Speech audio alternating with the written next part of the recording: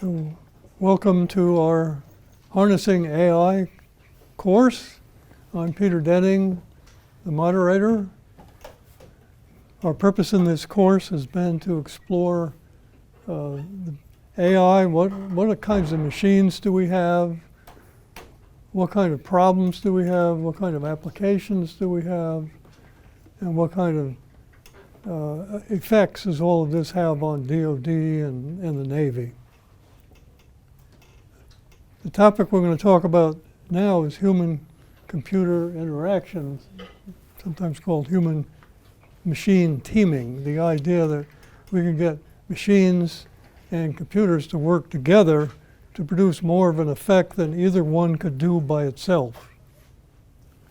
This field that Professor Darken is going to talk about is actually an old part of computer science, almost back to the beginning of the field, where it's been called HCI, human-computer interaction. So there's always been a concern about how do we interact with computers in a way that we don't make mistakes or we don't get fooled by what the computer is trying to tell us, so we can do things intelligently with computers. And this problem has only become more important with artificial intelligence now that it can have conversations with us like ChatGPT. So Professor Darken is going to talk to you about these things. He's, I think he predates me here at MPS. I've been here since 2002, and you were here when I came. 96. And he says 96, a long time ago. So he's part of the foundations of the place.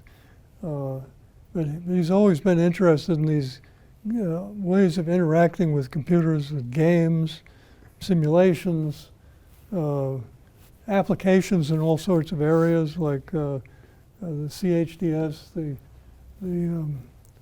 what does that stand for? It's the Center for Homeland Defense and Security. Homeland Defense.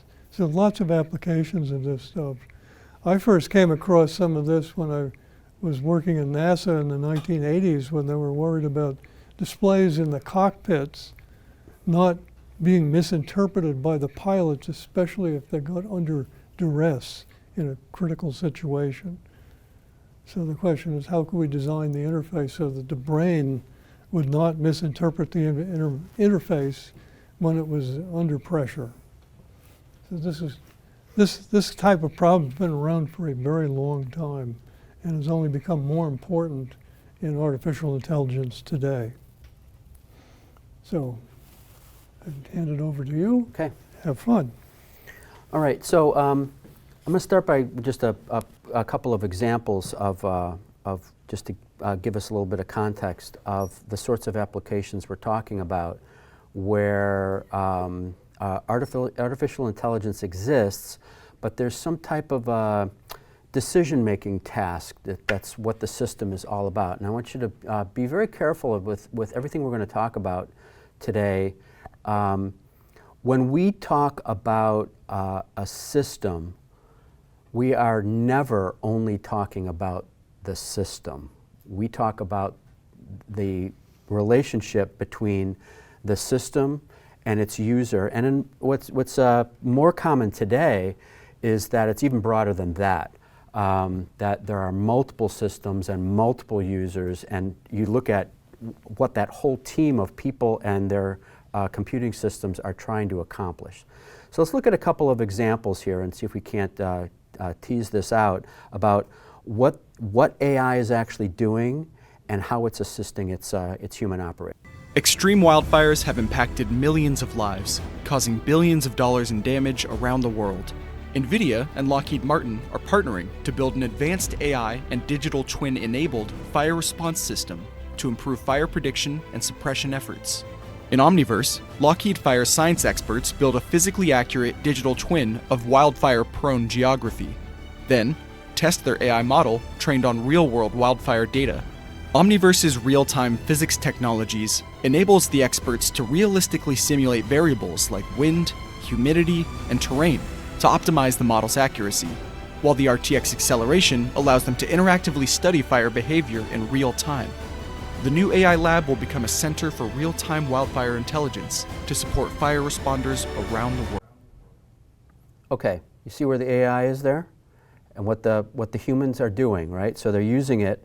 You've got a model of the terrain, of the weather conditions, and they're using it together to try to make decisions about where to deploy people and resources to deal with forest fires. Okay, there's one. Here's another one. Chest radiograph diagnosis. This one's been around for a while. It's an interesting problem in medicine, particularly because in this case, a false positive is okay, not you don't want it, but is tolerable. A false negative is not. Everybody understand why? Right? You don't want to go in and have it come back and say you're fine when you're not. And now a year goes by, and now by the time they get a correct diagnosis, now you got a real serious problem. Yet versus if they give you a false positive, then you go to your doctor, they test it further, and they find out, oh, well, no, that was wrong. You really don't have that, and you're relieved and you go home. So what you're finding here is, here you've got the green is just the AI, the orange, these are just histograms, so they're just data points. So that's why the human is taller, because the variance is less. And what you're showing here is that with the blue, when the humans are using the AI, their performance goes way up. Okay? Here's one with freestyle chess, and this is where you play chess, but you play with a computer helping you. So you're not playing against the computer is actually assisting you in a tournament. And the interesting thing to pay attention here is where anti-computer tactics start to develop. So it's like, if you're a gamer, for example, you play like a first-person shooter, and one of the things that everybody does when they play these is you try and figure out how does the AI actually work? And you figure out that, you know, if I just go up on the second floor, the OPFOR down below is too stupid to come up this. The code doesn't know to look upstairs, so I'm perfectly safe and I can just stay here. So you know that you're up against a computer. You know what its limitations are. You use it against it, and this is where human machine teaming comes into play, because the human will counterplay that. Right? So there's whole tournaments for this. And this brought rise to what's called Kasparov's law. And the punchline here is what we see in bold on the bottom, that a weak human plus a machine plus a better process, which I'll define in a minute, is superior to a strong human plus a machine plus an inferior process. And what we mean by that, when we talk about the process here, you're talking about exactly what our topic is today, which is this relationship between the human operators and the AI. So what is that collaboration? What is each one of them doing? How are they communicating with each other? How are they leaning on each other to accomplish the greatest possible goal? You're better off having you're better off being a weaker player and having a machine helping you with a good process where that teaming is optimized than playing against a better chess player with the same machine but a poor process between the two of you. So you've seen this a million times, right? So we talk about a conventional Google page, right? My question is this an intelligent interface? If it is, where's the intelligence? The minute you start typing into a Google text box, what does it do? It tries to auto-complete, right? When's the last time that you actually typed a full search into a Google text box and needed to type the entire thing? It's rare, right? It's rare. You start typing a word or two and something's going to pop up on that list that's exactly what your question was. When you click on it and away it goes. That's intelligence, right? So it's looking at a probabilistic model behind it, trying to figure out when people use these words, this is probably what they're asking about, right? Okay, so here, if you don't recognize this, that's an Alexa app, an Alexa device, right? So where's the intelligence here? Alexa recently integrated an LLM, so that's obvious where the AI is in that. But even before that, it had a reasonable amount of intelligence behind it. For example, if you have your home wired up with smart devices and you walk in the house and say, Alexa, turn the lights on, your lights will come on, right? And did you explicitly tell her what that was? Did you tell her what lights to turn on?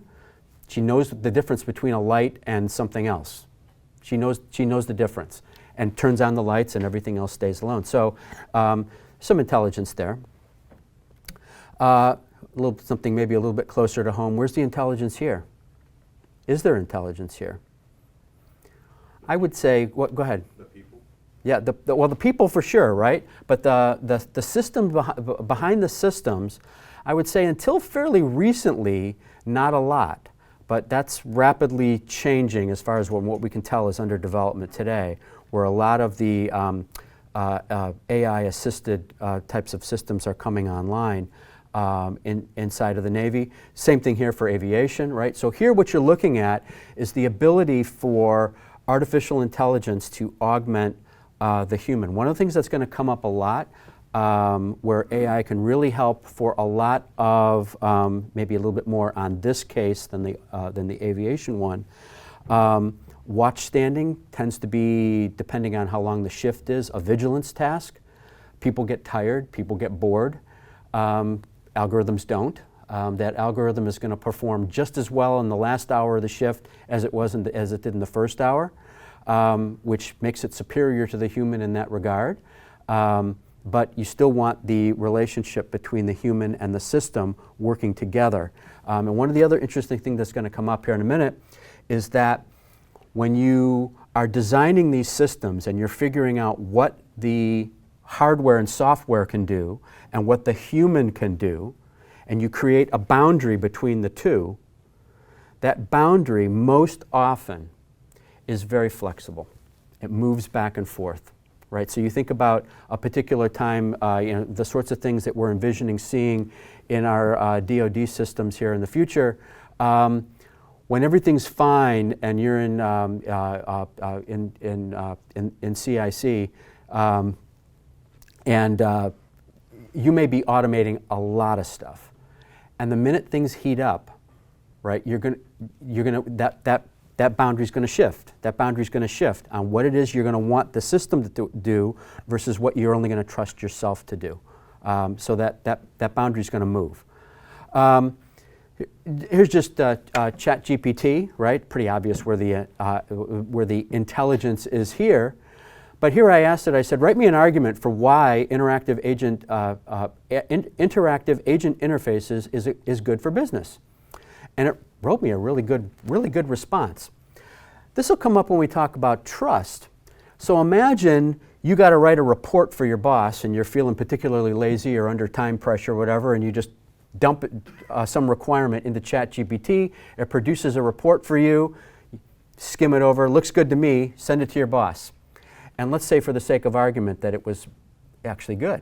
And he said, okay, good. That was fine. And you're happy. Now imagine you do it again. It happens again. Boss is happy with what you produced. How many times does this have to happen before you're going to have what we're going to call in a minute overtrust, right? What is the possibility that the day is going to come when you're going to produce a report for your boss that's going to have something completely stupid in it that makes you look really bad because you didn't check it, but you trusted the AI to produce, because it did 5, 6, 7 times before, right?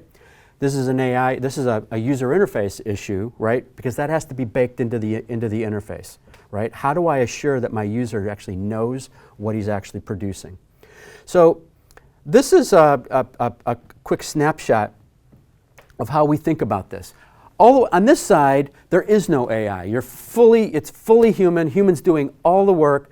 The system is, it's like a light switch in the back of the room. There's no AI there. I just use the interface to tell it whether to turn the light on or off, right? There's no AI. And on the other side is fully automated. I don't need a human at all, okay? And there's a lot, there are a good number of applications that fall into that. You think about, the one I like to use is like telecommunications switching, which is almost entirely algorithmic. There's not a man in the loop, That's code. That's code that's doing that. So that's not what we're talking about today. There's a lot of applications, and there's a lot of AI there. There's a lot of AI there too. But that's not what we're talking about today. We're talking about anything that isn't fully automated. That's still quite a continuum, all the way from something that's almost fully manual to something that's almost fully automated is everything that falls into our domain.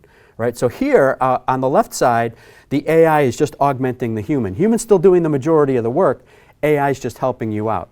On the other side, the system is doing most of the work, and the human is augmenting the AI. Okay? So the truth is, in my view, that most of what we're doing is neither one of the extremes or the other. It's all that stuff in between.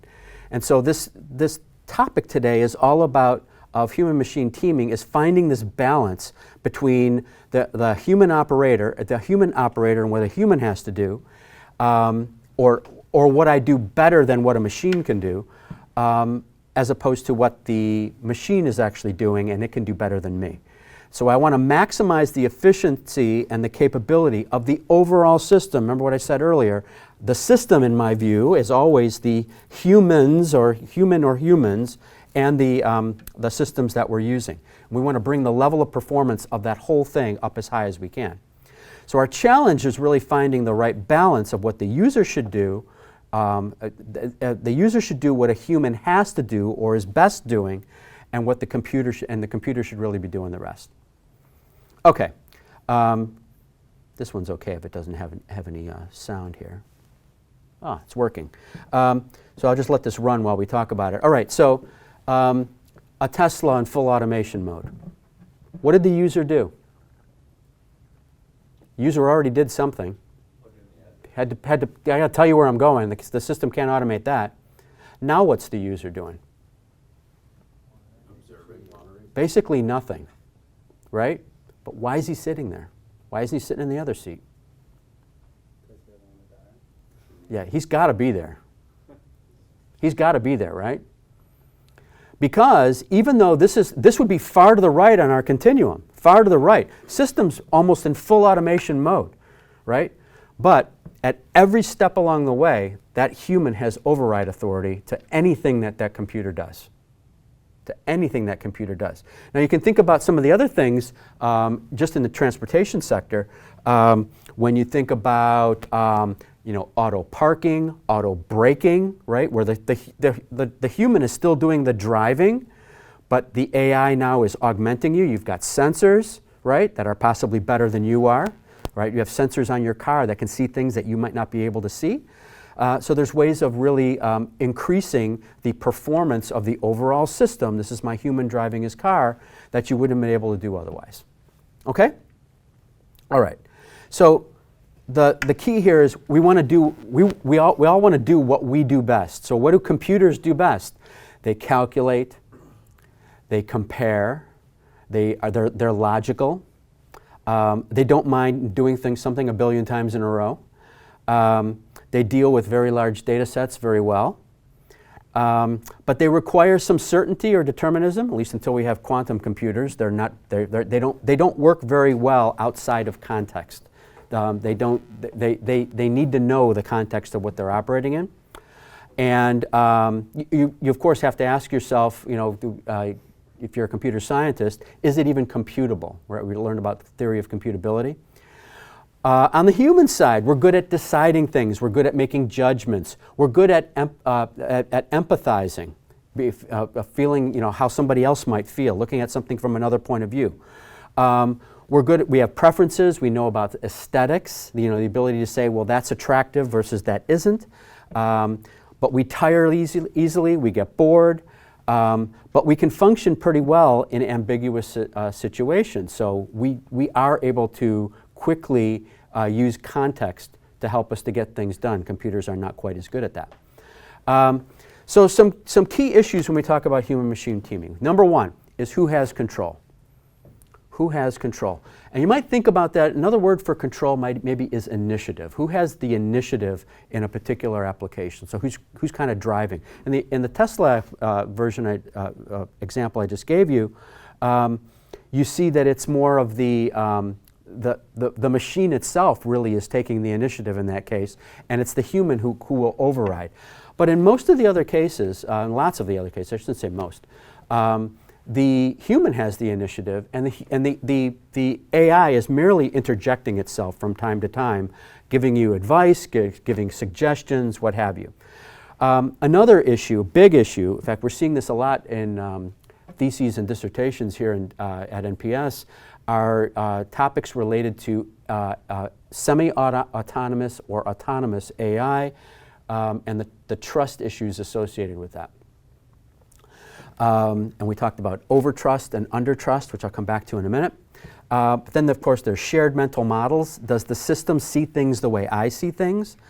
Situational awareness is a big deal, particularly for automated systems like, imagine for, we had a recent dissertation with rotary wing pilots and automated systems. When the system takes over, it's very easy for the pilot to lose his situational awareness because the system is doing the heavy lifting. Now what happens when something very rapidly comes up and you need to shift the burden back to the pilot? Pilot has lost his situational awareness, is already at a detriment, right? You want to avoid that. And then you also want to deal with dynamic workload shifting. So you want to be able to shift the load, and our evidence tells us that you might think that when I need the computer to pick up a lot of the weight for me when there's a lot of things going on at one time. So when things really get hot in that pilot seat and you've got a lot of things coming at you at one time, I need the computer to pick up some of the lifting for me, right?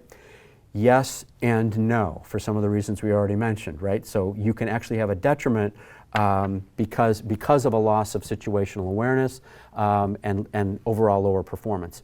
And then transparency, which I'll come to in a minute, has to do with knowing what the AI is telling me and why is it telling me that, right? Wouldn't it be great if you had an AI bot telling you what stocks to buy or sell, right? And you have no idea where this is coming from. All you do is wake up in the morning and it says, here, buy this, sell this. How long is that going to last? And you're just going to follow it blindly. And maybe it's sometimes a hit and maybe sometimes it isn't. So some strengths and limitations, right? Some of the advantages of these sorts of symbiotic relationships are speed. They can speed us up. Computers are fast and they can help us do things quicker. Increased creativity. When Peter asked me to give this briefing here, one of the first things I go into ChatGPT and I say, hey, if I have an hour to talk to my class about man-machine teaming, what topics should I talk about, right? It was a helpful place to start. It didn't write my talk for me, didn't give me the specific topics, but it can be helpful in making sure, hey, did you miss something? Is there something you didn't think about that ChatGPT did think about? So it's really helpful in that sort of a regard. Availability, they're there all the time, even when I'm sleeping. Traceability, that is the ability to explain where this stuff comes from. Then there's the risks on the other side. We already know about hallucinations. We're not going to talk specifically about LLMs, but I assume you know that they don't know anything. They're stochastic or probabilistic, right? So like in the old days, you would put a query into a database, right? And as you would type your query, it would get formed into an SQL, a formal SQL query that would get fired into a database. That database actually does know something. It has facts inside of it. The response comes back that is an answer to your question. That system knew something, and it just matched it up with your query and gave you the answer. That is not at all what an LLM does. Not at all what an LLM does, which is where hallucinations can come up. We talked about overtrust, where I have enough success with something and now I just start believing that it's going to be fine and find out that, nope, it's not fine and I shouldn't have trusted it as much as I did. And the last thing is opaque reasoning. That is to be able to say, the DoD in particular has had numerous R&D programs having to do with things like what they would call explainable AI. It's not just having AI that can help me, but very often with the sorts of things that you guys do, that's not good enough. It's not good enough to have a program that tells me what it thinks I should do. I need to know why you thought that. Explain your reasoning.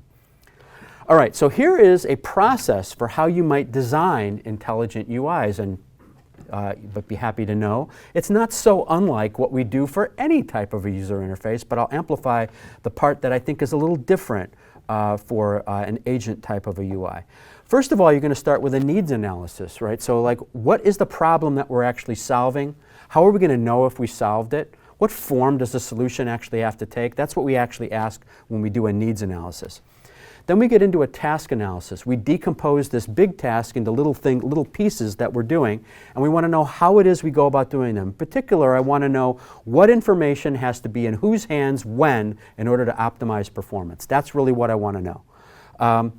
Then the functional analysis is a much bigger lift in AI types of interfaces than any other, because we have to do a much better job of determining which parts have to be performed by the human user and which should be done by the computer. Versus in other types of systems, we presume that the user's doing the majority of that work, and all the UI is doing database queries and whatnot on the back end. All right, then we go into the actual design. That is where we put a pencil to paper and draw pictures of what this thing is actually going to look like and how it's going to behave. I'll give you some design principles in a moment.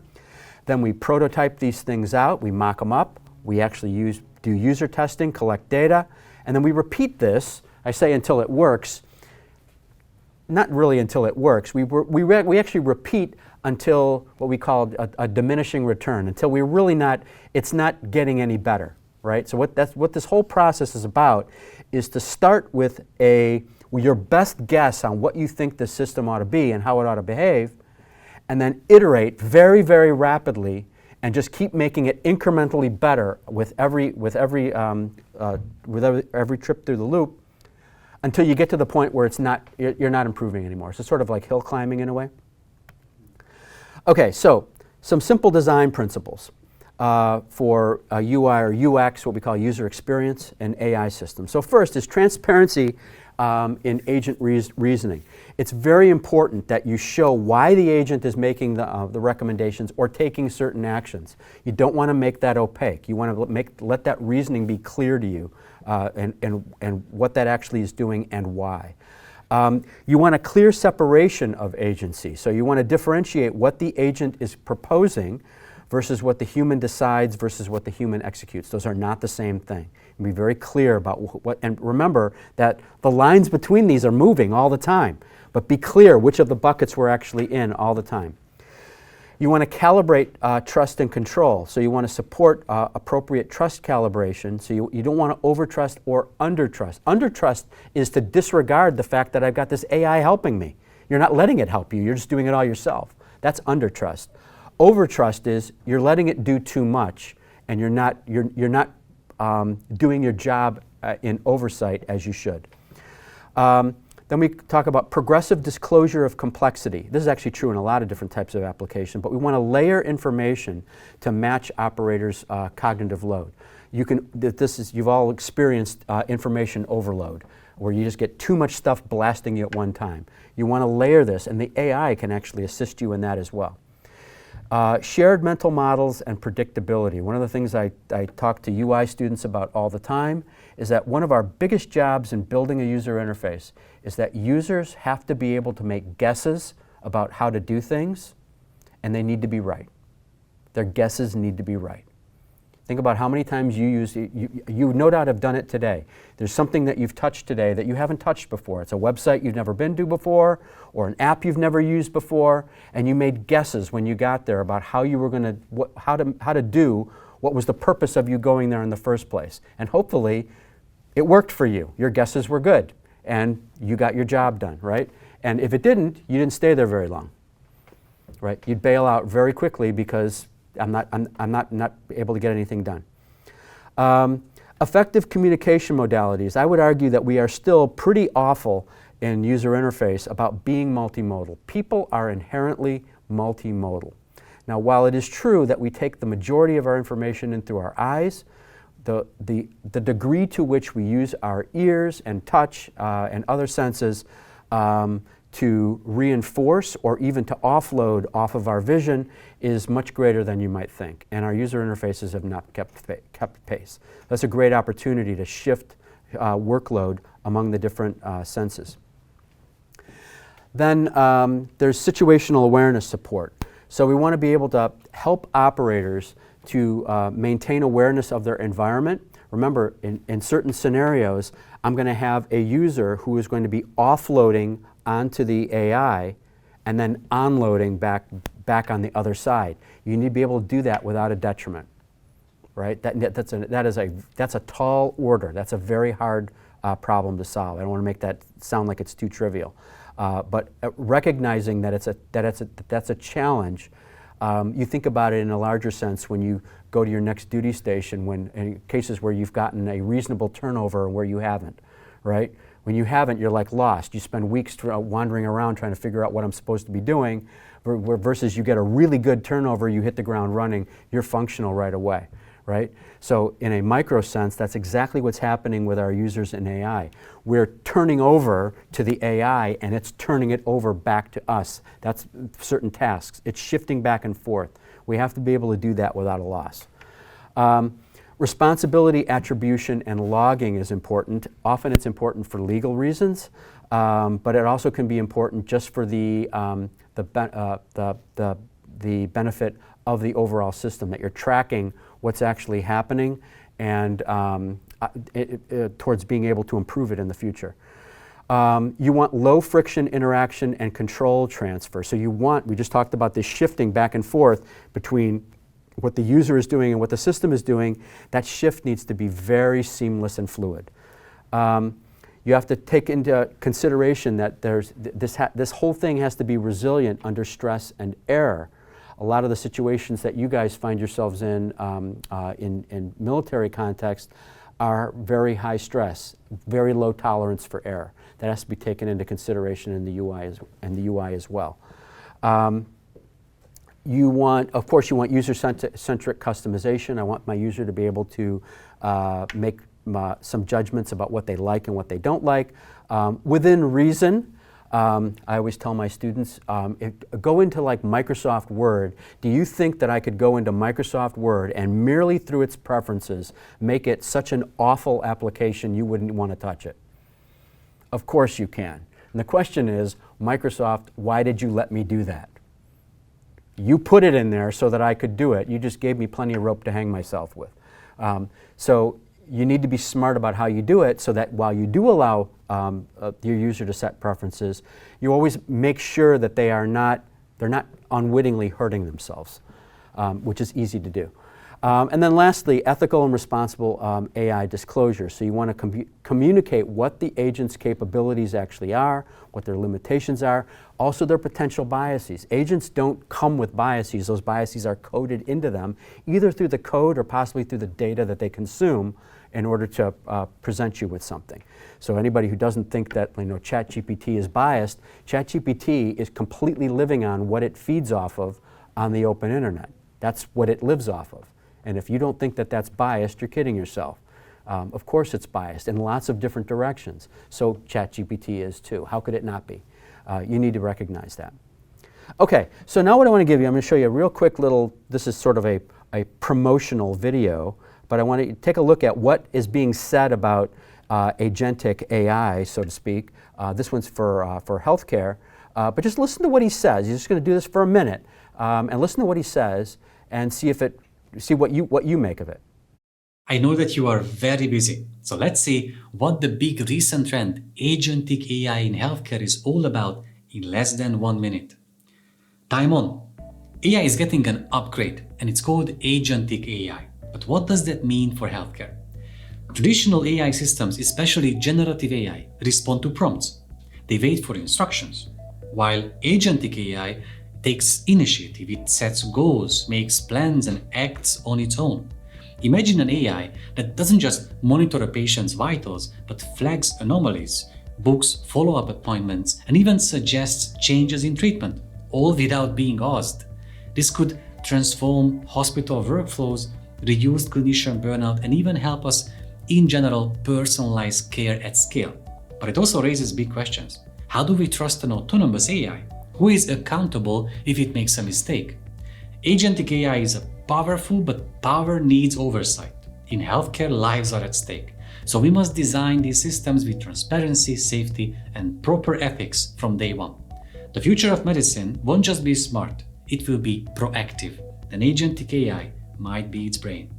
Okay, so the interesting thing about that I find about that is that I appreciate that he sort of gives you the sort of the warning at the end of it, without actually saying that basically everything he said about his warning are completely open. They're like research topics, right? These are not in products. We don't have answers to any of that stuff yet, and yet he's telling you that this is where healthcare is going.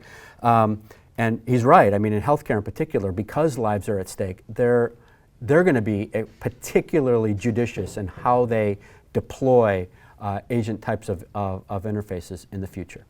Got a little bit of extra time. Let me show you this one too. This is one that's maybe a little bit closer to home. 1. Fly-by-wire originally meant the replacement of hydraulic lines and cables with control currents running through wires to actuators at the control surfaces. They originally worked through simple analog to digital converters, but now those signals are intermediated by sophisticated software. If you want a left bank, you turn the yoke and an encoder sends a signal to a processor set which decides if the action is appropriate and then sends a message to aileron actuators to deflect. Now that's fine, but with the autopilot taking over more and more of the operation of the aircraft, the industry is dependent on control laws that have to make sense out of potentially erroneous inputs. Airspeed, altitude, and angle of attack are of course critical, and so there are multiple input systems for redundancy. So what does the software do with those inputs? Cross-check them to see if they agree, average them, isolate one that differs widely from the others? Well, systems may use all of these strategies, but no matter how robust the code is, algorithms do a poor job of coping with crises that were not predicted by engineers. Now, error-checking algorithms help solve this problem, but they also may introduce new issues themselves. Computer code has become so bloated and gigantic that it's almost impossible to properly test it today. Now, we see that in the software that we use every day.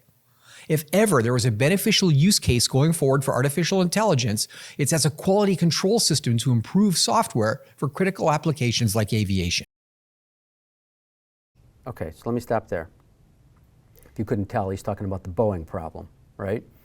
You got the AI's telling them one thing, the pilot's doing something completely different. They're actually working against each other. So in a nutshell, here's what he's talking about. Is the action appropriate? Who decides? Here's you got your pilot at controls. You have sensors on the aircraft that are all going into AI algorithms. And basically what you've got is you've got a conflict in this case, right? They're not agreeing with each other. And they did not do an adequate job of what we've been talking about today of who's actually in control here. So you end up with a situation where, because essentially the autopilot has got actually direct access to the controls, the pilot does not, except through with fly-by-wire through the algorithms connected to the autopilot. So you basically opened yourself up to a situation like that where the AI is faced with a novel situation it hasn't seen before, and it does the wrong thing. The pilot could not override it.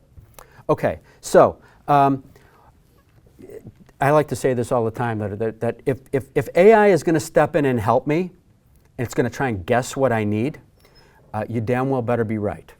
Right? You guys recognize Clippy, Microsoft's Clippy, right? All right. What killed Clippy? Right? Clippy actually did some useful stuff. He was wrong a lot. That was the problem. How often would you guys remember you would launch Microsoft Word and you'd start typing something and it looks like you're writing a letter. No, I'm not writing a letter. It guessed wrong all the time. And it just annoyed everybody, and you just do that a few times, everybody disabled it. I have an Apple Watch there. Anybody have an Apple Watch, right? When's the last time your Apple Watch said you started logging an exercise routine that you weren't actually doing? Right? Does it all the time, right? It activates and says, oh, you're going for a walk. No, I'm not. I'm working in the yard. That's not what I'm doing, right? So it guesses things all the time that not quite right. Now, of course, the penalty for failure in that is no big deal. It just records an exercise routine. It gives me credit for exercise I didn't actually do, but still, you're guessing and you're not guessing particularly well. I like the Apple Watch example because you think about all the different sensors. It's looking at the motion, all the accelerometers inside the watch, and that's what it's using to determine what you are doing and what it ought to do to help you. All right, so here's my famous my favorite example. Most of you have probably seen this before, yes? Right? Sort of let this go in the background here. Do you read me, Hal? Guys remember this story? Affirmative, Dave. I Right. read you. Hal is his autonomous agent. Open the pod bay doors, Hal. Dave was out rescuing his friend I'm who's sorry, dead Dave. outside the I'm afraid I can't do the that. spacecraft, and he's trying to get back in. What's the problem? I think you know what the problem is just as well as I do. But Hal What are you figured out talking about, that Hal? he and his partner were talking This about mission shutting is Hal too down. important for me So to allow Hal you to jeopardize overrides it. his human I don't know what you're operator talking about, Hal. and refuses to open the door. I know that you and Frank were planning to disconnect me. And I'm afraid that's something I cannot allow to happen. So here the AI is actually answering to a higher authority Where the than hell did you its get that user. idea, Hal? Very Dave, dangerous. although Very you took dangerous. very Again, thorough precautions not a in the good pod design against my in terms hearing you. of assigning I could see your who lips has move. override authority over who. This is the case where the AI was given the authority to override the human. He's essentially killing his operator. That's what he's doing. Okay? All right. Just to wrap up here, here's what I hope you're going to remember, is that most of the systems that we talk about or that you're going to care about are going to have they're not going to be on either of the extremes of that continuum. They're not going to be the human with no assistance whatsoever, and they're not going to be the computer with no human intervention whatsoever. They're going to be something in between, right? That's quite a wide swath of applications that we're talking about here. Right? And if you're going to maximize the efficiency and the capability of an intelligent system, of a system where a human or multiple human operators are using AI, then you need to figure out what the tasks are that have to be done, and then assign each task to the best performer, whether it's the human or the computer. You need to have the proper alignment of the ability to shift that line back and forth dynamically as the situation reveals itself. And then I wanted you to know that there is, in fact, an interactive software design process that will actually help you get to the bottom of this. You're not just winging it, right? There are basic principles, which I gave you, that you can use to help you to identify what are the things you ought to be thinking about as you're designing your user interface, which will also help you to know which things you ought to be testing in your prototypes before you deploy. The key to this is that, as with all UI development, the UI development iterates at least an order of magnitude faster than the software development will iterate. So when you think about your software developers, your coders who are designing all the functionality, that's the heavy lifting stuff that has to be coded into your application. For every one time through their loop of going through their needs analysis and figuring out how they're going to do their software and their testing, we've done at least 10 iterations on the UI, right? And we do this by decoupling ourselves from the software so that we can play around with how the interface is going to work without necessarily having fully baked software behind it.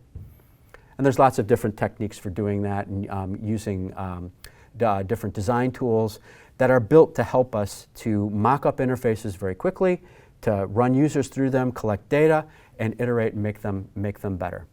And a lot of the intelligence in these sorts of interfaces actually gets faked and from the UI perspective, because we're waiting for that has to be coded, and that takes time for the coders to get that right. So we end up faking it on our end because we want to get the interaction right. We want to get the way the user or users are interacting with the system correct, so that we can know that when we do bring them back together at the end, that we're going to have the most efficient system or symbiotic system of my users, and the system that we can possibly have. Okay? And that's all I have.